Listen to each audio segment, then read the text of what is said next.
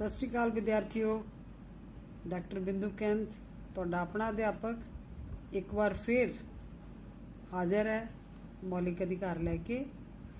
बाबा गोला senior secondary school बंगा, जिला शहीद भगत सिंह नगर तो। कल जिद्दां आपां सारिਆਂ ने अधिकारां दी महत्ता बारे पढ़िया सी, अज असीं अधिकारां दी किस्मां बारे पढ़ांगे। आस है तुसीं सारे ध्यान नाल सुणोगे ते जरूरी गल्लां नूं अपनी कापियां दे विच नोट करोगे। अज असीं करांगे बच्चों फंडामेंटल राइट्स। भारतीय संविधान दे विच सानूं 6 तरह के फंडामेंटल राइट्स दिते गए है, जो कि इस तरह हैं: right to equality, right to freedom, right against exploitation, right to religion, cultural and educational rights ते right to constitutional remedies. Right to equality तो भाव समानता का अधिकार। समानता के अधिकार की आपां जे गल करिए तो जिहड़ा साडा राइट टू इक्वैलिटी है, संविधान दे विच धारा 14 तो लैके 18 तक जिन्ने भी आर्टिकल्स हैगे आ वो सारे इक्वैलिटी नाल संबंध रखते हैं। कानून 14 जिहड़ा आ, धारा जिहड़ी 14 आ वो सानू कानून के सामने बराबरता का अधिकार दवाउंदी है। भी कानून के सामने जे मेल फीमेल की आपां गल करिए, औरत या मर्द की गल करिए, जे कोई औरत गलती करती है तो उन्होंने भी उही सज़ा है, या मर्द जे कोई गलती करता है तो उन्होंने भी सज़ा है। दोनों नूं बराबर का अधिकार है भी वो अपनी जिहड़ी आवाज़ है कानून के सामने रख सकते हैं। संविधान की जिहड़ी धारा 15 है वो समाजिक बराबरी अते जनतक खेत्रां विच बराबरी वाली पहुँच पैदा करती है। जिमें किसी भी व्यक्ति दे नाल धर्म, नस्ल, जाति के आधार पर, जन्म स्थान के आधार पर कोई भी वितकरा नहीं किया जाएगा। चाहे तुसी पंजाब तो आ, चाहे तुसी बंगाल तो आ, चाहे तुसी केरला तो आ, किसी भी देश तो आ, चाहे तुसी मेल आ फीमेल आ, चाहे तुसी हिंदू आ मुसलमान आ, तुहाडे नाल इस गल दे उत्ते कदी भी वितकरा नहीं किया जा सकता। सारिਆਂ ਨੂੰ समान मौके दिते जाणगे हर काम लई। कानून की नज़र च आपां समान मन्ने जावांगे। साडे नाल कोई इस गल ते वितकरा नहीं कर सकता भी साडी फैमिली बैकग्राउंड की है, साडा राज किहड़ा है, असीं कित्थों दे बशिंदे आ, असीं जिथे मर्जी चले जाइए, भारत के किसी भी हिस्से विच चले जाइए, जिहड़ी ये संविधान की धारा 15 आ ये सानू सारिਆਂ ਨੂੰ की है बराबरी का हक दवाउंदी है। जनतक खेतर हुंदे आ पब्लिक प्लेसिस भी असीं उत्थे सारे आज़ादी नाल घूम सकते हैं। हुण ये नहीं भी आपां जे पोल साइंस पढ़ते हैं तो लाल किला असीं वो देखण जा सकते हैं, या सुप्रीम कोर्ट तक सिर्फ असीं अप्रोच कर सकते हैं, कोई भी उत्थे जा सकता है। कोई ये पर्टिकुलर मतलब कैटागरी वास्ते या पर्टिकुलर एक सैक्स वास्ते नहीं है, ये जगह सारिਆਂ ਨੂੰ बराबरता इत्थे दिती गई है भी उत्थे पहुँच कर सकते हैं आपां। हुण राइट टू इक्वैलिटी जिहड़ी है पब्लिक प्लेसिस की आपां गल कीती सी, सड़कां ते घूमण दी आज़ादी, पार्कां 'च जा सकते हैं। थिएटर देखो, थिएटरां 'च कोई नहीं आपां नूं पुछदा फिल्म देखण जदों जाईदा, कोई साडे तो ये प्रूफ नहीं लैंदा भी तुसीं भी किहड़े इलाके दे आ। जे हुण आपां बंगिਆਂ दे विच किसी थिएटर 'च जांदे आ, किसी पार्क विच जांदे आ, तो सानूं कोई ये नहीं पुछूगा भी तुसीं चंडीगढ़ बिलोंग करते हैं या कित्थों बिलोंग करते हैं। या जे असीं चंडीगढ़ आने आ तो सानूं चंडीगढ़ की ID नहीं दिखानी पैनी जगह घूमण लई, तो असीं आराम नाल जा सकते हैं। हॉस्पिटल्स हुण तुसीं देखो चंडीगढ़ किड्डा PGI च दुनिया भर के लोग आते हैं। PGI 3 एरियाज़ नूं कवर करता है, 3 स्टेट्स नूं। हिमाचल प्रदेश के पेशेंट भी इत्थे आते हैं बेचारे, जिन्हां नूं फैसिलिटियां उत्थे नहीं मिलदियां, वो PGI जाणगे। पंजाब सारा PGI च आंदा है। तो दूसरे पासे तीसरे पासे आपां हरियाणे की गल करिए तो हरियाणा भी PGI नूं प्रैफर्स करता है ड्यू टू फैसिलिटीज़। और इत्थे कोई ये नहीं कहता भी ये जिहड़ा PGI है कल्ले चंडीगढ़ के लोग इत्थे अपना इलाज करा सकते हैं या कल्ले पंजाब दे। ठीक है जी। तो स्कूल्स विच किते भी असीं पढ़न जा सकते हैं। स्कूलों दे विच पिलग्रिम सेंटर्स है, धार्मिक जगह आ, किसी ने दरबार साहब मत्था टेकन जाना है, हरिमंदर साहब जाना है, दुर्गियाना मंदिर देखना है, कोई जलियांवाला बाग देखना है, ਤਾਂ ਇੱਦਾਂ ਦੀਆਂ ਜਗ੍ਹਾ ਦੇ ਉੱਤੇ ਸਾਨੂੰ ਕੋਈ ਆਪਣੀ ਆਈਡੀ ਨਹੀਂ ਦਿਖਾਣੀ ਪੈਂਦੀ। ਅਸੀਂ ਸਾਰੇ ਹੀ ਆਜ਼ਾਦ ਹਾਂ, ਜਦੋਂ ਮਰਜ਼ੀ ਇੱਥੇ ਜਾ ਕੇ ਅਸੀਂ ਇਹ ਚੀਜ਼ਾਂ ਦੇਖ ਸਕਦੇ ਹਾਂ। ਰੇਲਵੇ ਸਟੇਸ਼ਨ ਹੋ ਗਏ, ਬੱਸ ਸਟੈਂਡਸ ਹੋ ਗਏ। ਸੋ 14 ਤੋਂ ਜਿਹੜਾ 18 ਤੱਕ ਸਾਡੇ 15 ਤੋਂ ਬਾਅਦ ਜਿਹੜਾ 16ਵਾਂ ਆਪਣਾ ਧਾਰਾ ਆ, ਆਰਟੀਕਲ ਆ, ਉਹ ਸਾਨੂੰ ਬਰਾਬਰਤਾ ਦਿੰਦਾ ਆ, ਸਮਾਨਤਾ ਦਿੰਦਾ ਆ in the matter of public employment. Article 16 ਜਿਹੜਾ ਕੌਂਸਟੀਟਿਊਸ਼ਨ ਕੀ ਕਹਿੰਦਾ ਹੈ ਵੀ state can't discriminate against anyone in the matter of employment. IAS ਦੀਆਂ ਪੋਸਟਾਂ ਨਿਕਲਦੀਆਂ, PCS ਦੀਆਂ ਪੋਸਟਾਂ ਨਿਕਲਦੀਆਂ ਆ, ਸਕੂਲ ਟੀਚਰਸ ਦੀਆਂ ਪੋਸਟਾਂ ਨਿਕਲਦੀਆਂ ਆ, ਡਾਕਟਰਸ ਦੀਆਂ ਨਿਕਲਦੀਆਂ ਆ। ਕੋਈ ਵੀ ਨੌਕਰੀ ਨਿਕਲਦੀ ਹੈ ਤਾਂ ਸਰਕਾਰ ਸਾਰੇ ਲੋਕਾਂ ਨੂੰ ਇਹਦੀ ਐਡਵਰਟਾਈਜ਼ਮੈਂਟ ਹੁੰਦੀ ਹੈ। ਅਖਬਾਰ 'ਚ ਇਹ ਪੋਸਟਾਂ ਪਹਿਲੇ ਆਉਂਦੀਆਂ, ਮਸ਼ਹੂਰੀ ਆਉਂਦੀ ਉਹਦੀ, ਅਖਬਾਰ 'ਚ ਬਕਾਇਦਾ ਐਡ ਆਉਂਦੀ ਹੈ, ਉਹਦੇ 'ਚ ਕੁਆਲੀਫਿਕੇਸ਼ਨ ਦੱਸੀ ਹੁੰਦੀ ਹੈ, ਏਜ ਲਿਮਿਟ ਦੱਸੀ ਹੁੰਦੀ ਹੈ, ਸਾਰਾ ਕੁਛ ਉਹਦੇ ਵਿੱਚ ਦੱਸਿਆ ਹੁੰਦਾ, ਲਾਸਟ ਡੇਟ ਵੀ ਦੱਸੀ ਹੁੰਦੀ ਹੈ। ਔਰ ਉਹਦੇ 'ਚ ਇਹ ਨਹੀਂ ਲਿਖਿਆ ਹੁੰਦਾ ਵੀ ਇਕੱਲਾ ਇੱਕ ਪਰਟੀਕੂਲਰ ਤਬਕਾ ਜਾਂ ਇਕੱਲੇ ਮੇਲ ਹੀ ਇਹ ਪੋਸਟ ਲਈ ਅਪਲਾਈ ਕਰਨਗੇ। ਠੀਕ ਹੈ, ਕੋਈ ਬੈਕਗਰਾਊਂਡ ਨਹੀਂ ਇਹਦੇ 'ਚ ਮੈਂਸ਼ਨ ਹੁੰਦੀ ਵੀ ਇਹਦੀ ਇਨਕਮ ਹੋਵੇ ਤਾਂ ਤੁਸੀਂ ਇਹ ਪੋਸਟ ਲਈ ਅਪਲਾਈ ਕਰ ਸਕਦੇ ਆ, ਨਹੀਂ ਕਰ ਸਕਦੇ। ਸਟੇਟ ਆਪਣੇ ਵੱਲੋਂ ਡਿਸਕ੍ਰਿਮੀਨੇਸ਼ਨ ਨਹੀਂ ਕਰ ਸਕਦਾ, ਕਿਸੇ ਨਾਲ ਕੋਈ ਭੇਦਭਾਵ ਨਹੀਂ ਕਰ ਸਕਦਾ, ਸਗੋਂ ਇਹ ਸਾਰੇ ਲੋਕਾਂ ਨੂੰ ਮੌਕਾ ਦਿੰਦਾ ਆ ਵੀ ਇਹਨਾਂ ਪੋਸਟਾਂ ਲਈ ਅਪਲਾਈ ਕਰੋ। ਹਾਂ, ਕੁਛ ਪੋਸਟਾਂ ਜਿਹੜੀਆਂ ਆ ਉਹ ਰਿਜ਼ਰਵ ਰੱਖੀਆਂ ਹੁੰਦੀਆਂ ਆ for scheduled caste people, scheduled tribes, backward section ਲਈ। ਉਹਨਾਂ ਵਾਸਤੇ ਵੀ ਮੈਂਸ਼ਨ ਹੁੰਦਾ ਹੈ ਵੀ ਉਹਨਾਂ ਦੀਆਂ ਇੰਨੀਆਂ ਪੋਸਟਾਂ ਆ। ਸੋ ਇਹਨੂੰ ਡਿਸਕ੍ਰਿਮੀਨੇਸ਼ਨ ਨਹੀਂ ਕਹਾਂਗੇ, ਇਹ ਸਾਡੇ ਸੰਵਿਧਾਨ ਦੇ ਵਿੱਚ ਪਹਿਲੇ ਹੀ ਲਿਖਿਆ ਗਿਆ ਹੈ। ਉਸ ਤੋਂ ਬਾਅਦ ਆਰਟੀਕਲ 17 ਜਿਹੜਾ ਆ ਉਹ ਸਾਡਾ ਬਿਲੋਂਗ ਕਰਦਾ ਆ ਜਾਂ ਸੰਬੰਧ ਰੱਖਦਾ ਆ ਅਨਟੱਚੇਬਿਲਿਟੀ ਦੇ ਨਾਲ। ਬੱਚਿਓ, ਜੇ ਆਪਾਂ ਆਪਣਾ ਪੁਰਾਣਾ ਇਤਿਹਾਸ ਦੇਖੀਏ ਤਾਂ ਕੋਈ ਟਾਈਮ ਇਹ ਸੀਗਾ ਵੀ ਭਾਰਤ ਦੇ ਵਿੱਚ ਛੂਆ-ਛਾਤ ਦੀ ਪ੍ਰੋਬਲਮ ਸੀ, ਬੜੀ ਜ਼ਿਆਦਾ ਸੀਗੀ।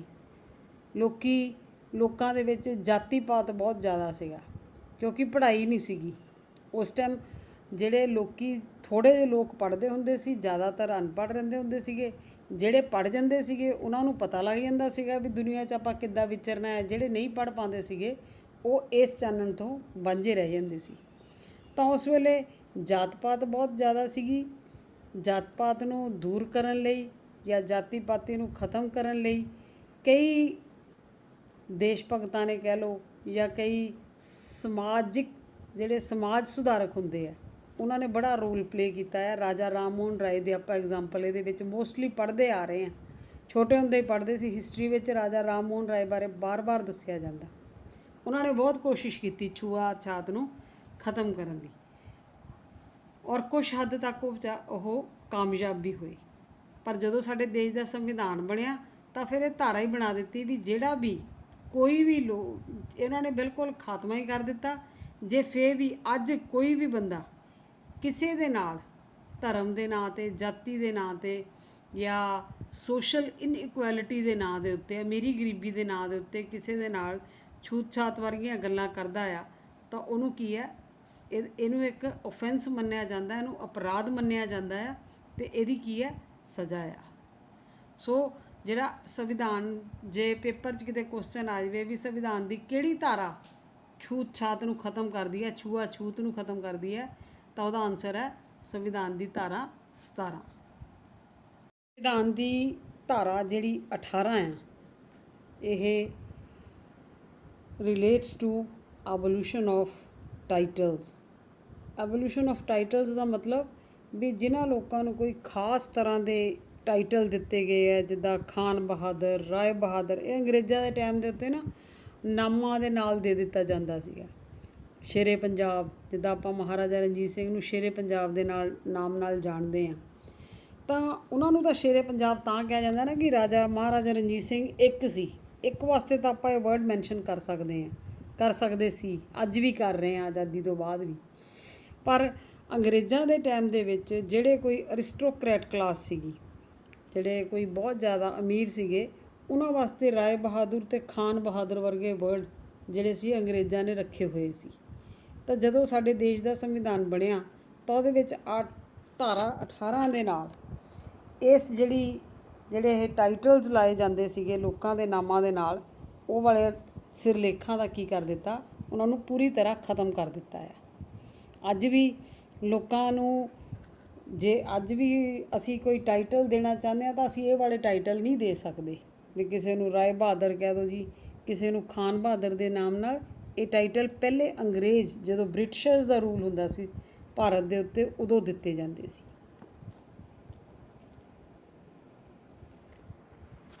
ਰਾਈਟ ਟੂ ਇਕੁਐਲਿਟੀ ਤੋਂ ਬਾਅਦ ਦੂਸਰਾ ਜਿਹੜਾ ਸਾਡਾ ਅਧਿਕਾਰ ਹੈ ਉਹ ਹੈ right to freedom. Right to freedom ਜਿਹੜਾ ਆ ਸੰਵਿਧਾਨ ਦੀ ਧਾਰਾ 19 ਤੋਂ ਲੈ ਕੇ 22 ਤੱਕ ਜਿਹੜਾ ਆ ਇਹ ਸਾਨੂੰ ਸਾਰਾ ਹੀ right it's relates with freedom. ਹੁਣ ਆਜ਼ਾਦੀ ਕਾਹਦੀ ਹੈ, ਫਰੀਡਮ ਕਾਹਦੀ ਸਾਨੂੰ ਦਿੱਤੀ ਗਈ ਹੈ, ਕਾਹਦੇ ਵਾਸਤੇ ਸਾਨੂੰ ਆਜ਼ਾਦੀ ਦਿੱਤੀ ਗਈ ਹੈ, ਉਹਦੇ ਬਾਰੇ ਅਸੀਂ ਗੱਲ ਕਰਦੇ ਹਾਂ। ਇਹਦੇ ਵਿੱਚ ਸਾਨੂੰ ਜਿਹੜੀ ਆਜ਼ਾਦੀ ਦਿੱਤੀ ਗਈ ਹੈ ਉਹ ਸਾਨੂੰ ਦਿੱਤੀ ਗਈ ਹੈ freedom of speech and expression. Article ਜਿਹੜਾ 19 ਹੈ ਸਾਡਾ ਦੇਸ਼ ਦੀ ਸੰਵਿਧਾਨ ਦਾ, ਆਰਟੀਕਲ ਜਿਹੜੀ ਧਾਰਾ 19 ਹੈ ਉਹ ਸਾਨੂੰ ਦਿੰਦੀ ਹੈ ਆਜ਼ਾਦੀ, freedom of speech and expression, ਭਾਸ਼ਣ ਦੇਣ ਦੀ ਆਜ਼ਾਦੀ, ਆਪਣੇ ਮਨ ਦੇ ਭਾਵਾਂ ਨੂੰ ਪ੍ਰਗਟ ਕਰਨ ਦੀ ਆਜ਼ਾਦੀ, ਵੀ ਜੋ ਸਾਡੇ ਮਨ ਦੇ ਵਿੱਚ ਹੈਗਾ ਆ। ਮੈਂ ਤੁਹਾਨੂੰ ਕੱਲ੍ਹ ਵੀ ਦੱਸਿਆ ਸੀਗਾ ਵੀ ਜਦੋਂ ਅਸੀਂ ਆਪਣੇ ਮਨ ਦਾ ਗੁਬਾਰ ਜਿਹੜਾ ਆ, ਜਾਂ ਅਸੀਂ ਆਪਣੀ ਕੋਈ ਗੱਲ ਸਰਕਾਰ ਤੱਕ ਜਿਹੜੀ ਪਹੁੰਚਾਉਣੀ ਹੈ, ਘਰ 'ਚ ਵੀ ਸਾਡੇ ਪੇਰੈਂਟਸ ਕਹਿੰਦੇ ਆ ਵੀ ਜੋ ਤੁਹਾਡੇ ਮਨ ਦੀ ਗੱਲ ਹੈ ਦੱਸੋ ਤਾਂ ਸਹੀ, ਤਾਂ ਹੀ ਉਹਦਾ ਹੱਲ ਨਿਕਲੂਗਾ। ਤਾਂ ਸਾਡੇ ਸੰਵਿਧਾਨ ਨੇ ਸਾਨੂੰ ਇਹ ਵਾਲੀ ਸਾਰਿਆਂ ਨੂੰ ਆਜ਼ਾਦੀ ਦੇ ਦਿੱਤੀ ਹੈ ਵੀ ਤੁਸੀਂ ਆਪਣੇ ਮਨ ਦੀ ਕੋਈ ਵੀ ਗੱਲ ਜਿਹੜੀ ਦੱਸਣਾ ਚਾਹੁੰਦੇ ਆ, ਸਪੀਚ ਨਾਲ ਬੋਲ ਕੇ ਜਾਂ ਐਕਸਪ੍ਰੈਸ਼ਨਸ ਦੇ ਨਾਲ ਤੁਸੀਂ ਆਪਣੀ ਗੱਲ ਦੱਸੋ। ਉਹਦਾ ਹੱਲ ਜੇ ਹੋਇਆ ਤਾਂ ਉਹਦਾ ਹੱਲ ਹੋ ਵੀ ਸਕਦਾ ਹੈ। ਦੂਸਰਾ ਫਿਰ ਇਹਨਾਂ ਨੇ ਸਾਨੂੰ ਦਿੱਤਾ ਫਰੀਡਮ ਟੂ ਅਸੈਂਬਲ, ਕਿਤੇ ਵੀ ਇਕੱਠੇ ਹੋਣ ਦੀ ਆਜ਼ਾਦੀ। ਅਸੀਂ ਕੋਈ ਜਿੱਦਾਂ ਟੀਚਰ ਹੈਗੇ ਆ, ਡਾਕਟਰ ਹੈਗੇ ਆ, ਕੋਈ ਅਸੀਂ ਆਪਣੇ ਕਿੱਤੇ ਦੇ ਨਾਲ, ਕੋਈ ਅਸੀਂ ਆਪਣੇ ਅਧਿਕਾਰਾਂ ਦੇ ਵਾਸਤੇ ਅਸੀਂ ਜੇ ਕੋਈ ਗੱਲ ਕਰਨੀ ਹੈ ਕਿਸੇ ਵੀ ਤਰ੍ਹਾਂ ਦੀ, ਤਾਂ ਸਾਨੂੰ ਆਜ਼ਾਦੀ ਹੈ ਵੀ ਅਸੀਂ ਆਪਣੀ ਇਕੱਠਾ ਕਰ ਸਕਦੇ ਹਾਂ। ਪਰ ਇਕੱਠ ਦੀ ਇੱਕ ਕੰਡੀਸ਼ਨ ਹੈ ਵੀ ਉੱਥੇ ਸ਼ਾਂਤੀ ਦੇ ਨਾਲ ਆਪਣੀ ਗੱਲ ਕਰਨੀ ਹੈ, ਹੱਥਾਪਾਈ ਨਹੀਂ ਕਰਨੀ, ਮਾਰ ਕੁਟਾਈ ਨਹੀਂ ਕਰਨੀ ਕਿਸੇ ਨੇ ਇੱਕ ਦੂਸਰੇ ਦੀ।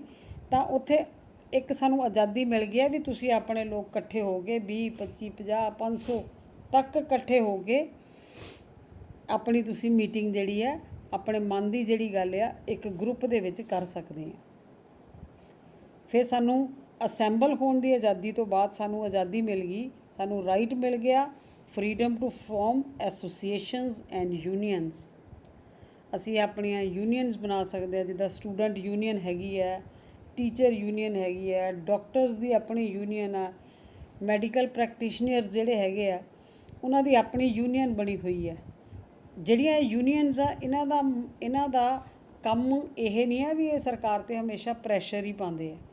ਕਈ ਵਾਰੀ ਜਿਹੜੀਆਂ ਗੱਲਾਂ ਸਾਰੇ ਲੋਕਾਂ ਨੂੰ ਨਹੀਂ ਪਤਾ ਹੁੰਦੀਆਂ, ਜਿਸ ਤਰ੍ਹਾਂ ਹੁਣ ਕਿਸੇ ਨੂੰ ਇਹ ਆਪਣੇ ਅਧਿਕਾਰਾਂ ਬਾਰੇ ਸਾਰਾ ਕੁਝ ਨਹੀਂ ਪਤਾ, ਕਈ ਵਾਰੀ ਨੌਕਰੀ ਵਿੱਚ ਨਵਾਂ ਆਉਂਦਾ, ਸਾਨੂੰ ਪਤਾ ਹੀ ਨਹੀਂ ਹੁੰਦੀਆਂ ਕਈ ਗੱਲਾਂ, ਕਿੱਦਾਂ ਛੁੱਟੀ ਲੈਣੀ ਹੈ, ਕਿਹੜੀ ਲੈਣੀ ਹੈ, ਤਾਂ ਯੂਨੀਅਨ ਸਾਨੂੰ ਇਹਨਾਂ ਗੱਲਾਂ ਬਾਰੇ ਗਾਈਡ ਕਰਦੀ ਹੈ ਵੀ ਤੁਸੀਂ ਕਿਹੜੀ ਛੁੱਟੀ ਕਿੱਦਾਂ ਲੈ ਸਕਦੇ ਆ। ਫਰੀਡਮ ਆਫ ਮੂਵਮੈਂਟ, ਰੋਸ ਮਾਰਚ, ਕੋਈ ਵੀ ਅਸੀਂ ਮੂਵਮੈਂਟ ਕਰਨੀ ਹੈ, ਕੋਈ ਵੀ ਅਸੀਂ ਸਰਕਾਰ ਤੱਕ ਆਪਣੀ ਗੱਲ ਪਹੁੰਚਦੀ ਕਰਨੀ ਹੈ, ਲੋਕਾਂ ਨੂੰ ਜਾਗਰੂਕ ਕਰਨਾ ਹੈ। ਜ਼ਰੂਰੀ ਨਹੀਂ ਹਰ ਵਾਰੀ ਸਰਕਾਰ ਨੂੰ, ਲੋਕਾਂ ਨੂੰ ਵੀ ਜੇ ਅਸੀਂ ਜਾਗਰੂਕ ਕਰਨਾ ਆ ਤਾਂ ਅਸੀਂ ਜਿੱਦਾਂ ਜਲੂਸ ਕੱਢਦੇ ਹਾਂ, ਇਕੱਠੇ ਹੋ ਕੇ ਅਸੀਂ ਮਾਰਚ ਕਰਦੇ ਹਾਂ, ਕੈਂਪੇਨਸ ਵਾਸਤੇ ਜਾਂਦੇ ਹਾਂ, ਤਾਂ ਉਹਦੀ ਵੀ ਸਾਨੂੰ ਆਜ਼ਾਦੀ ਹੈ freedom of movement. Freedom of residence, ਘਰ ਬਣਾਉਣ ਦੀ ਸਾਨੂੰ ਆਜ਼ਾਦੀ ਹੈ ਵੀ ਅਸੀਂ ਆਪਣੀ ਮਰਜ਼ੀ ਦੇ ਨਾਲ ਜਿੱਥੇ ਮਰਜ਼ੀ ਸਾਡਾ ਜੀਅ ਕਰੇ ਅਸੀਂ ਆਪਣਾ ਘਰ ਬਣਾ ਸਕਦੇ ਹਾਂ। ਇਹ ਜਿਹੜੇ ਹੈ ਆਰਟੀਕਲ 19, 20, 21, 21A ਅਤੇ 22 ਜਿਹੜੇ ਹੈ ਇਹ ਸਾਡੇ ਆਜ਼ਾਦੀ ਦੇ ਅਧਿਕਾਰ ਆ।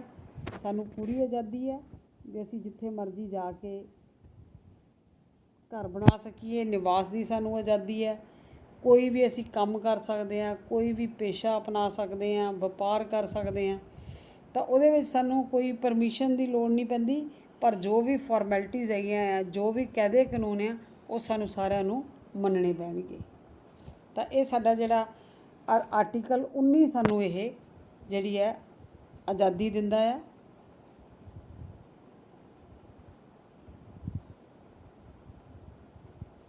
ਆਰਟੀਕਲ 19 ਤੋਂ ਬਾਅਦ ਆਰਟੀਕਲ ਜਿਹੜਾ ਸਾਡਾ 20 ਹੈ,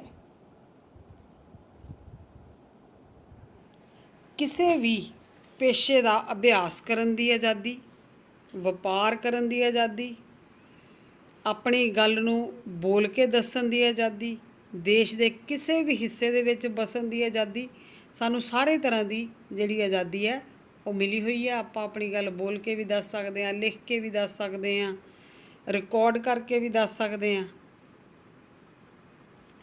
ਠੀਕ ਹੈ। ਤਾਂ ਇਸ ਤੋਂ ਬਾਅਦ ਜਿਹੜਾ ਅਗਲਾ ਸਾਡਾ ਹੈਗਾ ਆ ਰਾਈਟ ਅਗੇਂਸਟ ਐਕਸਪਲੋਇਟੇਸ਼ਨ। ਇਹ ਜਿਹੜਾ ਰਾਈਟ ਅਗੇਂਸਟ ਐਕਸਪਲੋਇਟੇਸ਼ਨ ਹੈ, ਇਹ 23 ਤੇ 24 ਧਾਰਾ ਦੇ ਨਾਲ ਸੰਬੰਧ ਜਿਹੜੀ ਆ ਉਹ ਰੱਖਦਾ ਆ। ਐਕਸਪਲੋਇਟੇਸ਼ਨ ਕੀ ਹੁੰਦਾ ਆ? ਸ਼ੋਸ਼ਣ, ਕਿਸੇ ਬੰਦੇ ਦਾ ਸ਼ੋਸ਼ਣ। ਹੁਣ ਸ਼ੋਸ਼ਣ ਨੂੰ ਤੁਸੀਂ ਕਿੱਦਾਂ ਸਮਝਦੇ ਆ, ਮੈਂ ਕਿਸ ਤਰ੍ਹਾਂ ਲਊਂਗੀ, ਇਹ ਸਾਡੇ 'ਤੇ ਡਿਪੈਂਡ ਕਰਦਾ ਹੈ। ਸ਼ੋਸ਼ਣ ਮਤਲਬ ਕਿਸੇ ਤੋਂ ਅਸੀਂ ਕੰਮ ਕਰਵਾਇਆ, ਕੰਮ 50 ਰੁਪਈਏ ਦਾ, ਅਸੀਂ ਉਹਨੂੰ 20 ਰੁਪਏ ਦੇ ਕੇ ਕਹਿੰਦੇ ਹਾਂ ਜੀ ਹੋ ਗਿਆ, ਲਓ ਜੀ ਤੁਹਾਡੀ ਦਿਹਾੜੀ। ਜੇ ਤੁਹਾਨੂੰ ਯਾਦ ਹੋਵੇ ਤਾਂ ਜਿਹੜੀ ਆਪਾਂ ਕਾਰਲ ਮਾਰਕਸ ਦਾ ਨਾਮ ਲੈਂਦੇ ਹਾਂ, ਕਾਰਲ ਮਾਰਕਸ ਨੇ ਅਮੀਰਾਂ ਦੇ ਹੱਥੋਂ ਹਮੇਸ਼ਾ ਗਰੀਬਾਂ ਦਾ ਸ਼ੋਸ਼ਣ ਦਿਖਾਇਆ ਆ। ਔਰ ਕੁਛ ਹੱਦ ਤੱਕ ਇਹ ਗੱਲਾਂ ਸਹੀ ਵੀ ਹੈ, ਕਿਉਂਕਿ ਆਪਾਂ ਮੋਸਟਲੀ ਦੇਖਦੇ ਹਾਂ ਵੀ ਜਿਹੜੀ ਦੁਕਾਨ ਤੋਂ ਜਿਹੜਾ ਬੰਦਾ ਦੀਵੇ ਬਣਾਉਂਦਾ ਆ, ਦੀਵਾਲੀ ਦੇ ਉੱਤੇ ਦੇਖ ਲਓ, ਜਿਹੜਾ ਬੰਦਾ ਦੀਵੇ ਬਣਾ ਰਿਹਾ ਆ ਉਹ ਤਾਂ ਵਿਚਾਰਾ 10 ਰੁਪਈਏ 'ਚ 50 ਦੇ ਰਿਹਾ ਆ। ਉਹੀ ਦੀਵੇ ਜਦੋਂ ਸ਼ੋਰੂਮ 'ਚ ਚਲੇ ਜਾਂਦੇ ਆ ਫਿਰ ਸਾਨੂੰ 50 ਰੁਪਏ ਦਾ ਇੱਕ ਦੀਵਾ ਮਿਲਦਾ ਆ। ਇਹਨੂੰ ਉਹ ਜਿਹੜਾ ਪ੍ਰੋਫਿਟ ਹੁੰਦਾ ਆ ਉਹ ਅਮੀਰ ਲੋਕ ਲੈ ਜਾਂਦੇ ਆ, ਜਿਹੜੇ ਵਿਚਾਰੇ ਗਰੀਬ ਹੈ ਇੰਨੀ ਮਿਹਨਤ ਕਰਦੇ ਆ, ਮਿੱਟੀ ਲੈ ਕੇ ਆਉਂਦੇ ਆ, ਗਿੱਲੀ ਕਰੋ, ਬਣਾਓ, ਸੁਕਾਓ, ਫਿਰ ਬਾਜ਼ਾਰ 'ਚ ਵੇਚ ਕੇ ਆਓ, ਉਹਨਾਂ ਦੀ ਮਿਹਨਤ ਜ਼ਿਆਦਾ ਹੁੰਦੀ ਆ। ਅਤੇ ਜਿਹੜਾ ਅਮੀਰ ਵਰਗ ਆ, ਜਿਹਦੇ ਕੋਲ ਪੈਸਾ ਹੈਗਾ ਆ, ਉਹ ਉਸ ਚੀਜ਼ ਨੂੰ ਕੀ ਕਰਦਾ ਆ, ਇਹਦਾ ਫਾਇਦਾ ਚੱਕਦਾ ਆ, ਗਰੀਬ ਤੋਂ ਸਸਤੀ ਲੈ ਕੇ ਆਪ ਉਹ ਮਹਿੰਗੀ ਵੇਚਦਾ ਆ। ਇਹ ਵੀ ਸ਼ੋਸ਼ਣ ਦੀ ਇੱਕ ਐਗਜ਼ਾਮਪਲ ਆਪਾਂ ਕਹਿ ਸਕਦੇ ਹਾਂ ਵੀ ਇਹ ਸ਼ੋਸ਼ਣ ਦੀ ਸਭ ਤੋਂ ਵੱਡੀ ਐਗਜ਼ਾਮਪਲ ਆ। ਜ਼ਬਰਦਸਤੀ ਅਸੀਂ ਕਿਸੇ ਤੋਂ, ਪਹਿਲੇ ਟਾਈਮ ਸੀਗਾ ਵੀ ਲੋਕ ਗੁਲਾਮ ਬਣਾ ਲੈਂਦੇ ਹੁੰਦੇ ਸੀਗੇ, ਆਪਣੇ ਪੰਜਾਬ 'ਚ ਵੀ ਸੀਗਾ ਇਹ ਸਿਸਟਮ। ਪੰਜਾਬ 'ਚ ਆਪਾਂ ਗੁਲਾਮ ਤਾਂ ਨਹੀਂ ਵਰਡ ਯੂਜ਼ ਕਰਦੇ, ਪੰਜਾਬ ਦੇ ਵਿੱਚ ਜਿੱਦਾਂ ਪਿਓ ਨੇ ਕਰਜ਼ਾ ਲੈ ਲਿਆ, ਫਾਦਰ ਦੀ ਡੈਥ ਹੋ ਜਾਂਦੀ ਸੀਗੀ ਤਾਂ ਮੁੰਡਾ ਜਾ ਕੇ ਸ਼ੀਰੀ ਲੱਗ ਜਾਂਦਾ ਹੁੰਦਾ ਸੀਗਾ। ਅੱਜ ਵੀ ਪਿੰਡਾਂ ਦੇ ਵਿੱਚ ਮੋਸਟਲੀ ਆਪਾਂ ਦੇਖਦੇ ਹਾਂ ਵੀ ਉਹਨੂੰ ਆਪਾਂ ਬੰਧੂਆ ਮਜ਼ਦੂਰ ਤਾਂ ਨਹੀਂ ਕਹਾਂਗੇ, ਪਰ ਜਦ ਤੱਕ ਉਹ ਕਰਜ਼ਾ ਨਹੀਂ ਉਤਰਦਾ ਤਦ ਤੱਕ ਉਹ ਬੰਦਾ ਉਹਨਾਂ ਦੇ ਖੇਤਾਂ ਦੇ ਵਿੱਚ ਕੰਮ ਕਰਦਾ ਆ।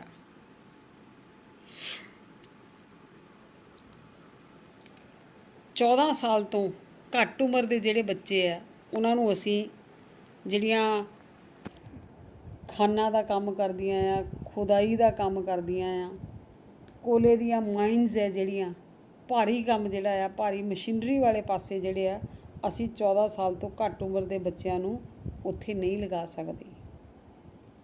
ਕਿਸੇ ਨੂੰ ਅਸੀਂ ਬੰਧੂਆ ਮਜ਼ਦੂਰ ਨਹੀਂ ਬਣਾ ਸਕਦੇ। ਕਈ ਵਾਰ ਦੁਕਾਨਾਂ 'ਤੇ ਆਪਾਂ ਦੇਖਦੇ ਹਾਂ ਛੋਟੇ ਛੋਟੇ ਬੱਚੇ ਚਾਹਾਂ ਦੇ ਕੱਪ ਗਲਾਸ ਧੋਣ ਲੱਗੇ ਹੁੰਦੇ ਆ, ਉਹਨਾਂ ਦੀ ਉਮਰ ਹੁੰਦੀ ਪੜ੍ਹਨ ਵਾਲੀ ਹੈ, ਪਰ ਉਹ ਘਰ ਦੇ ਹਾਲਾਤ ਕਹਿ ਲਓ, ਘਰ ਦੀਆਂ ਮਜਬੂਰੀਆਂ ਕਹਿ ਲਓ, ਵੀ ਵਿਚਾਰਿਆਂ ਨੂੰ ਪੜ੍ਹਨ ਦੀ ਬਜਾਏ ਨਾ ਚਾਹੁੰਦੇ ਹੋਏ ਵੀ ਕੀ ਹੈ, ਉਹਨਾਂ ਦੁਕਾਨਾਂ ਦੇ ਉੱਤੇ ਜੂਠੇ ਭਾਂਡੇ ਧੋਣ ਲਈ ਮਜਬੂਰ ਹੋਣਾ ਪੈਂਦਾ ਆ। ਪਰ ਸਾਡੀ ਸਰਕਾਰ ਇਹਨੂੰ ਇੱਕ ਅਪਰਾਧ ਸਮਝਦੀ ਹੈ, ਇੱਕ ਗੁਨਾਹ ਸਮਝਦੀ ਹੈ। ਇਸ ਕਰਕੇ ਸਾਡਾ ਜਿਹੜਾ ਇਹ ਸ਼ੋਸ਼ਣ ਦੇ ਵਿਰੁੱਧ ਅਧਿਕਾਰ ਬਣਾਇਆ ਗਿਆ ਵੀ ਛੋਟੇ ਬੱਚਿਆਂ ਨੂੰ ਜਿੱਥੇ ਉਹਨਾਂ ਦੀ ਸਹੀ ਜਗ੍ਹਾ ਉੱਥੇ ਭੇਜੋ, ਜੇ ਸਕੂਲ ਦੀ ਉਮਰ ਆ ਤਾਂ ਸਕੂਲ ਭੇਜੋ। ਇਸੇ ਕਰਕੇ ਜਦੋਂ ਸਾਡੇ ਦੇਸ਼ ਦਾ ਸੰਵਿਧਾਨ ਲਿਖਿਆ ਗਿਆ ਸੀ ਤਾਂ 14 ਸਾਲ ਤੱਕ ਦੇ ਸਾਰੇ ਬੱਚਿਆਂ ਦੀ ਪੜ੍ਹਾਈ ਫ੍ਰੀ ਸੀਗੀ, ਵੀ 5ਵੀਂ ਕਲਾਸ ਤੱਕ ਦੀ ਜਿਹੜੀ ਐਜੂਕੇਸ਼ਨ ਆ ਉਹ ਤਾਂ ਬੱਚਿਆਂ ਨੂੰ ਦਵੋ ਹੈ ਨਾ। ਹੁਣ ਤਾਂ 14 ਸਾਲ ਤੋਂ ਉੱਪਰ ਵੀ ਖੈਰ ਬਹੁਤ ਫੈਸਿਲਿਟੀਜ਼ ਮਿਲ ਗਈਆਂ ਸਰਕਾਰੀ ਸਕੂਲਾਂ 'ਚ। ਹੁਣ ਸਰਕਾਰੀ ਸਕੂਲ ਦੇਖ ਲਓ, ਕਿਸੇ ਪਾਸੋਂ ਸਾਡੇ ਤੋਂ ਮਤਲਬ ਸਾਡੇ ਜਿਹੜੇ ਬੱਚੇ ਆ ਸਰਕਾਰੀ ਸਕੂਲਾਂ ਦੇ, ਪ੍ਰਾਈਵੇਟ ਸਕੂਲ ਦੇ ਬੱਚਿਆਂ ਨਾਲੋਂ ਪਿੱਛੇ ਨਹੀਂ ਆ, ਬਹੁਤ ਵਧੀਆ ਅੱਗੇ ਜਾ ਰਹੇ ਆ। ਖੇਤੀਬਾੜੀ ਦੇ ਵਿੱਚ ਵੀ ਅਸੀਂ ਇਹਨਾਂ ਬੱਚਿਆਂ ਨੂੰ ਨਹੀਂ ਲਿਜਾ ਸਕਦੇ 14 ਸਾਲ ਤੋਂ ਘੱਟ ਉਮਰ ਦੇ ਬੱਚਿਆਂ ਨੂੰ। ਫਿਰ ਲਾਸਟ ਜਿਹੜਾ ਆ ਉਹ ਹੈਗਾ ਔਰਤ ਅਤੇ ਬੱਚਿਆਂ ਦੀ ਵਿਕਰੀ ਅਤੇ ਖਰੀਦ 'ਤੇ ਪਾਬੰਦੀ। ਪਹਿਲੇ ਟਾਈਮ ਦੇ ਵਿੱਚ ਕੋਈ ਟਾਈਮ ਸੀਗਾ ਉਦੋਂ ਔਰਤਾਂ ਨੂੰ ਖਰੀਦਿਆ ਜਾਂਦਾ ਸੀਗਾ। ਜੇ ਆਪਾਂ ਰਾਜੇ ਮਹਾਰਾਜਿਆਂ ਦੇ ਟਾਈਮ 'ਤੇ ਦੇਖੀਏ ਤਾਂ ਮੋਸਟਲੀ ਸਾਡਾ ਜੇ ਆਪਾਂ ਇਤਿਹਾਸ ਆਪਣਾ ਪੜ੍ਹੀਏ ਤਾਂ ਉਹਦੇ ਵਿੱਚ ਜ਼ਿਆਦਾਤਰ ਜਿਹੜੀਆਂ ਔਰਤਾਂ ਦੀਆਂ ਜਿਹੜੀਆਂ ਲੜਾਈਆਂ ਜ਼ਿਆਦਾ ਨਾ ਉਹਨਾਂ ਦਾ ਮੁੱਦਾ ਬਾਅਦ 'ਚੋਂ ਔਰਤਾਂ ਹੀ ਹੁੰਦਾ ਸੀਗਾ, ਹੈ ਨਾ। ਅਤੇ ਔਰਤਾਂ ਕਰਕੇ ਹੀ ਖਰੀਦੋ ਫਰੋਖਤ ਹੁੰਦੀ ਸੀ ਔਰਤਾਂ ਦੀ। ਔਰਤਾਂ ਨੂੰ ਘਰਾਂ ਦੇ ਵਿੱਚ ਗੁਲਾਮ ਬਣਾ ਕੇ ਰੱਖਿਆ ਜਾਂਦਾ ਸੀਗਾ। ਕੁੱਲ ਮਿਲਾ ਕੇ ਜੇ ਆਪਾਂ ਮੇਨ ਗੱਲ ਕਰੀਏ ਤਾਂ ਜਦੋਂ ਸਾਡੇ ਦੇਸ਼ ਦਾ ਸੰਵਿਧਾਨ ਲਿਖਿਆ ਗਿਆ ਉਸ ਤੋਂ ਪਹਿਲੇ ਔਰਤਾਂ ਦੇ ਜਿਹੜੇ ਹਾਲਾਤ ਸੀਗੇ ਉਹ ਕੋਈ ਬਹੁਤੇ ਵਧੀਆ ਨਹੀਂ ਸੀਗੇ। ਦੇਸ਼ ਦਾ ਸੰਵਿਧਾਨ ਬਣਿਆ, ਔਰਤਾਂ ਨੂੰ ਬਰਾਬਰੀ ਦਵਾਈ ਗਈ। ਸੰਵਿਧਾਨ ਨੇ ਸਾਨੂੰ ਬਰਾਬਰਤਾ ਦਾ ਹੱਕ ਦਿੱਤਾ ਵੀ ਔਰਤ ਅਤੇ ਮਰਦ ਦੋਨੋਂ ਹੀ ਬਰਾਬਰ ਆ। ਆਪਾਂ ਪਹਿਲੇ ਕਹਿ ਦਿੰਦੇ ਹੁੰਦੇ ਸੀਗੇ, ਪਹਿਲੇ ਸਾਰੇ ਕਹਿ ਦਿੰਦੇ ਸੀ ਕਿ ਔਰਤ ਜਿਹੜੀ ਹੈ ਉਹ ਮਰਦ ਦੇ ਬਰਾਬਰ ਨਹੀਂ ਹੈਗੀ। ਜਦੋਂ ਦੇਸ਼ ਦਾ ਸੰਵਿਧਾਨ ਲਿਖਿਆ ਗਿਆ ਕਹਿੰਦੇ ਸੀਗੇ ਵੀ ਔਰਤ ਅਤੇ ਮਰਦ ਜਿਹੜੇ ਆ ਉਹ ਗੱਡੀ ਦੇ ਦੋ ਪਹੀਏ ਆ। ਪਰ ਇਹ ਦੋ ਪਹੀਆਂ ਨੂੰ ਬਰਾਬਰਤਾ ਕਦੋਂ ਮਿਲੀ? ਜਦੋਂ ਸਾਡੇ ਦੇਸ਼ ਦਾ ਸੰਵਿਧਾਨ ਲਿਖਿਆ ਗਿਆ। ਤਾਂ ਅੱਜ ਜਿਹੜੀ ਹੈ ਅੱਜ ਔਰਤ ਪੜ੍ਹ ਗਈ ਹੈ, ਪੜ੍ਹੀ ਲਿਖੀ ਹੈ, ਆਪਣੇ ਅਧਿਕਾਰਾਂ ਤੋਂ ਜਾਣੂ ਹੈ। ਤਾਂ ਅੱਜ ਜਿਹੜੀ ਔਰਤ ਆ ਉਹ ਕਾਫੀ ਸ਼ੋਸ਼ਣ ਦੇ ਵਿਰੁੱਧ ਉਹਨੇ ਜਿਹੜਾ ਆਪਣੇ ਅਧਿਕਾਰ ਦੀ ਵਰਤੋਂ ਕਰ ਲਈ ਹੈ। ਅੱਜ ਚਾਹ ਕੇ ਵੀ ਆਪਾਂ ਔਰਤ ਦਾ ਸ਼ੋਸ਼ਣ ਨਹੀਂ ਕਰ ਸਕਦੇ। ਇਹਦੇ ਉੱਤੇ ਖੈਰ ਪਾਬੰਦੀ ਲੱਗ ਗਈ ਸਾਡੇ ਸੰਵਿਧਾਨ ਦੇ ਵਿੱਚ ਵੀ ਸ਼ੋਸ਼ਣ ਨਹੀਂ ਕੀਤਾ ਜਾਊਗਾ ਔਰਤਾਂ ਦਾ। ਔਰਤਾਂ ਨੂੰ ਉਹਨਾਂ ਦੀ ਮਰਜ਼ੀ ਦੇ ਨਾਲ ਔਰਤਾਂ ਵਿਆਹ ਕਰਵਾ ਸਕਦੀਆਂ ਆ, ਆਪਣੀ ਮਰਜ਼ੀ ਨਾਲ ਪੜ੍ਹਾਈ ਕਰ ਸਕਦੀਆਂ ਆ, ਮਰਜ਼ੀ ਨਾਲ ਜਿੱਥੇ ਮਰਜ਼ੀ ਰਹਿ ਸਕਦੀਆਂ ਆ। ਮਤਲਬ ਕੋਈ ਉਹਨਾਂ ਨੂੰ ਬਾਊਂਡ ਨਹੀਂ ਕਰ ਸਕਦਾ। ਬੱਚਿਆਂ ਨੂੰ ਘਰਾਂ ਦੇ ਕੰਮਾਂ ਲਈ ਲੋਕ ਖਰੀਦ ਵੇਚ ਦਿੰਦੇ ਸੀਗੇ। ਇਹ ਵੀ ਜਿਹੜਾ ਕਾਨੂੰਨ ਬਣ ਗਿਆ ਹੈ ਵੀ ਕੋਈ ਵੀ ਆਪਣਾ ਨਿਆਣਾ ਜਿਹੜਾ ਆ ਉਹਨੂੰ ਵੇਚੂਗਾ ਨਹੀਂ।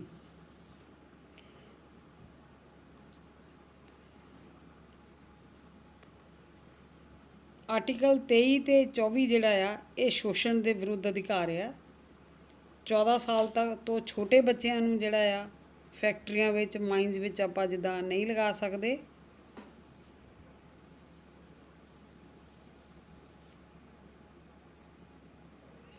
ਨੈਕਸਟ ਜਿਹੜਾ ਤੀਸਰਾ ਸਾਡਾ ਅਧਿਕਾਰ ਆ ਉਹ ਹੈਗਾ right to freedom of religion.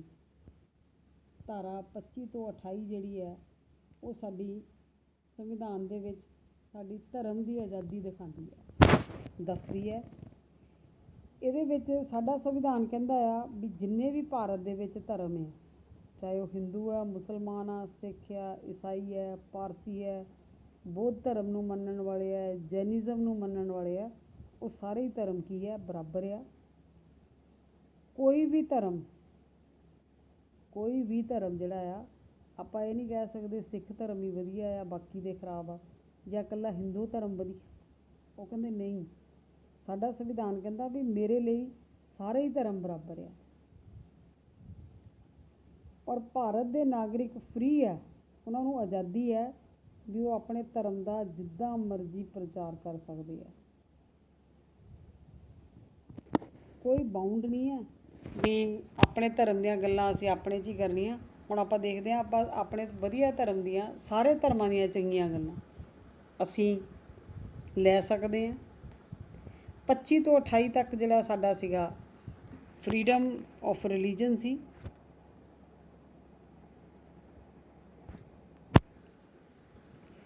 ਧਰਮ ਦੀ ਆਜ਼ਾਦੀ ਤੋਂ ਭਾਵ ਵੀ ਲੋਕ ਆਪਣੀ ਮਰਜ਼ੀ ਦੇ ਨਾਲ ਕਿਸੇ ਵੀ ਧਰਮ ਨੂੰ ਅਪਣਾ ਸਕਦੇ ਆ। ਹਰ ਬੰਦਾ ਆਪਣੇ ਧਰਮ ਦੇ ਵਿੱਚ ਵਿਸ਼ਵਾਸ ਰੱਖੇ, ਉਹਨੂੰ ਪ੍ਰੀਚ ਕਰ ਸਕਦਾ ਆ, ਲੋਕਾਂ ਨੂੰ ਦੱਸ ਸਕਦਾ ਉਹਦੀਆਂ ਚੰਗੀਆਂ ਗੱਲਾਂ।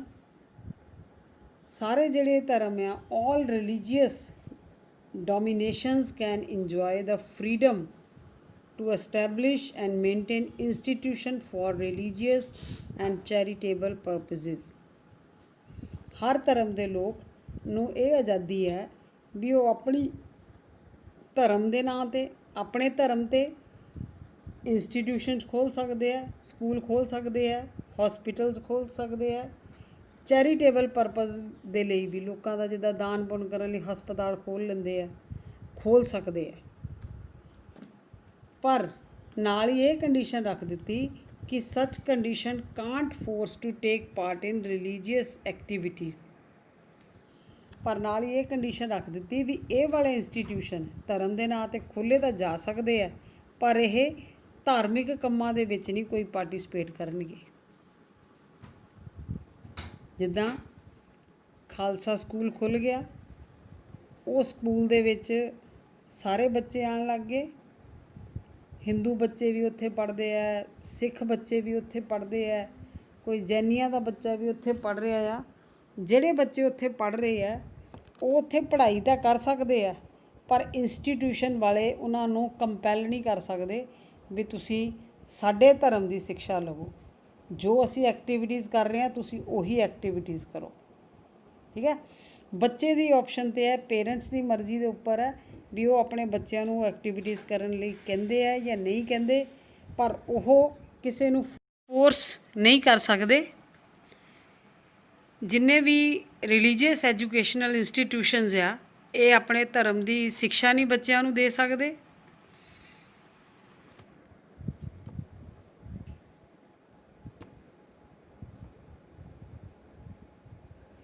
ਅਗਲਾ ਸਾਡਾ ਜਿਹੜਾ ਅਧਿਕਾਰ ਹੈ ਉਹ ਹੈਗਾ cultural and educational rights. Cultural and educational rights ਤੋਂ ਹੀ ਜਿੱਦਾਂ ਕਲੀਅਰ ਆ, ਇਹ ਸੰਵਿਧਾਨ ਦੀ ਧਾਰਾ 29 ਤੋਂ 30 ਤੱਕ ਜਿਹੜੀ ਦੋ ਧਾਰਾ ਇਹ 29 ਤੇ 30, ਇਹ ਕਲਚਰਲ ਅਤੇ ਐਜੂਕੇਸ਼ਨਲ ਰਾਈਟਸ ਨਾਲ ਸੰਬੰਧ ਰੱਖਦੀ ਹੈ। ਇਹਦੇ ਵਿੱਚ ਸਾਡੇ ਦੇਸ਼ ਦਾ ਸੰਵਿਧਾਨ ਹਰੇਕ ਨਾਗਰਿਕ ਨੂੰ ਗਰੰਟੀ ਦਿੰਦਾ ਆ ਕਿ ਉਹ ਆਪਣੀ ਐਜੂਕੇਸ਼ਨ ਅਤੇ ਕਲਚਰ ਨੂੰ ਜਿਹੜਾ ਆ ਪ੍ਰੋਟੈਕਟ ਕਰੂਗਾ। ਹਰੇਕ ਭਾਰਤ ਦੇ ਹਰੇਕ ਨਾਗਰਿਕ ਨੂੰ ਸਿੱਖਿਆ ਅਤੇ ਸੱਭਿਆਚਾਰ ਦੋਨੋਂ ਅਧਿਕਾਰ ਦਿੱਤੇ ਗਏ ਆ। ਘੱਟ ਗਿਣਤੀ ਵਾਲੇ ਵੀ ਆਪਣੇ ਅਧਿਕਾਰਾਂ ਦੀ ਰਾਖੀ ਲਈ ਵਿਸ਼ੇਸ਼ ਉਪਰਾਲੇ ਕਰ ਸਕਦੇ ਆ, ਅਤੇ ਜਿਹੜੀ ਉਹਨਾਂ ਦੀ ਭਾਸ਼ਾ ਆ ਜਾਂ ਜਿਹੜੀ ਉਹਨਾਂ ਦੀ ਸਕ੍ਰਿਪਟ ਆ, ਜਿੱਦਾਂ ਹੁਣ ਆਪਾਂ ਬੌਧ ਧਰਮ ਦੀ ਗੱਲ ਕਰਦੇ ਹਾਂ ਤਾਂ ਬੋਧੀਆਂ ਦੀ ਭਾਸ਼ਾ ਜਿਹੜੀ ਆ ਉਹ ਪਾਲੀ ਹੈ। ਜਿੰਨੇ ਵੀ ਉਹਨਾਂ ਦੇ ਧਾਰਮਿਕ ਗ੍ਰੰਥ ਆ ਉਹ ਪਾਲੀ 'ਚ ਲਿਖੇ ਗਏ ਆ, ਔਰ ਜੇ ਉਹ ਚਾਹਣ ਤਾਂ ਉਹ ਇਹਨੂੰ ਹੋਰ ਆਪਣੇ ਜਿਹੜੇ ਗ੍ਰੰਥ ਆ ਕੋਈ ਵੀ ਇਹਨਾਂ ਨੂੰ ਡਿਕਟੇਟ ਕਰ ਸਕਦੇ ਆ। ਇਹਨਾਂ ਦੀ ਭਾਸ਼ਾ ਨੂੰ ਕੀ ਹੈ, ਕਦੀ ਖ਼ਤਮ ਨਹੀਂ ਕੀਤਾ ਜਾ ਸਕਦਾ।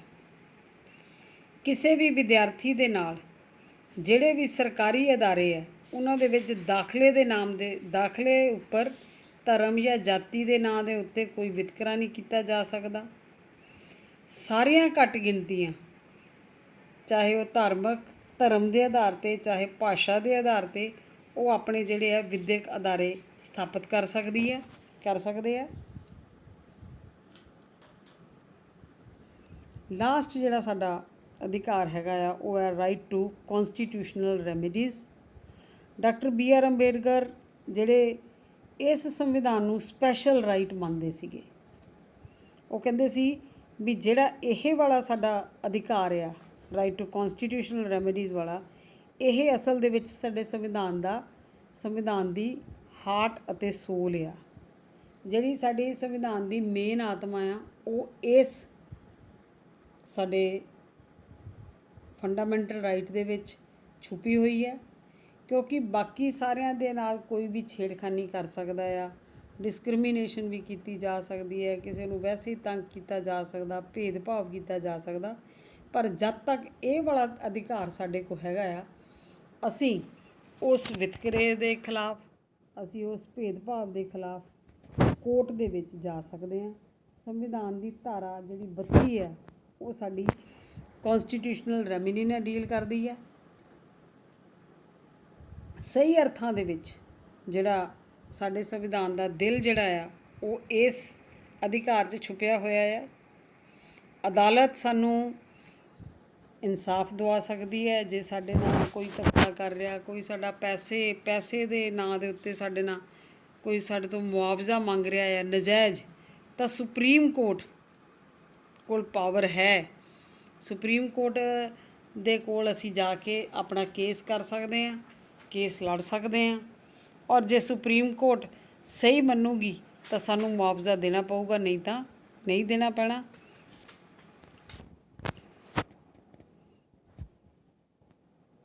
ਆਸ ਹੈ ਤੁਹਾਨੂੰ ਸਾਰਿਆਂ ਨੂੰ ਇਹ ਵਾਲਾ ਜਿਹੜਾ ਮੇਰਾ ਟੌਪਿਕ ਹੈ ਸਮਝ ਆ ਗਿਆ ਹੋਊਗਾ।